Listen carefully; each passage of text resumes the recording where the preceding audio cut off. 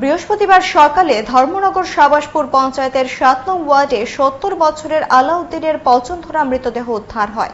আশঙ্কা করা হচ্ছে কেউ তাকে ঘরে খুন করেছে। আলাউদ্দিন একাই থাকতেন। ইদানিং তিনি বেশ কিছু টাকা জোগাড় করেছিলেন হজে যাবেন বলে। এলাকাবাসীর অভিযোগ তাকে মেরে টাকা নিয়ে গেছে আততায়ী। ঘর তল্লাশি করে টাকা, মোবাইল কিছুই পাওয়া যায়নি।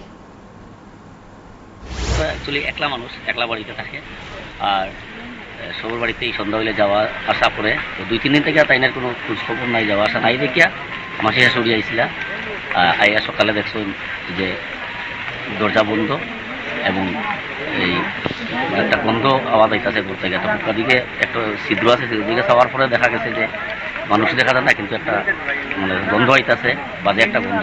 ওই গিয়ে তাই না আশেপাশে খুলছিল, তারপর প্রশাসন ফোন করা হয়েছে। এই গিয়ে ফোন প্রশাসন যখন দরজা খুলছে, খোলার পরে দেখা যাইতেছে মার্ডার করা হয়েছে। ব্লাডে পুরো ঘর ভরা, লাশটা একদম সবুজ হয়ে গেছে। মানে হয়তো 3-4 দিন আগেরই ঘটনা। নাম কি? আলাই মিয়া, আমরা যতটুকু জানি, আলাই মামা কই আমরা ডাকি, আলাই মিয়া যতটুকু আমি জানি। সকালবেলা আমরা খবর পাইছি এখানে সাবাসপুরে একটা ডেড বডি পাওয়া গেছে। তো সেটার খবর পাই আমরা আইছি এবং দেখছি এখানে তার ফ্লোরের মধ্যে এটা পড়ে রয়েছে।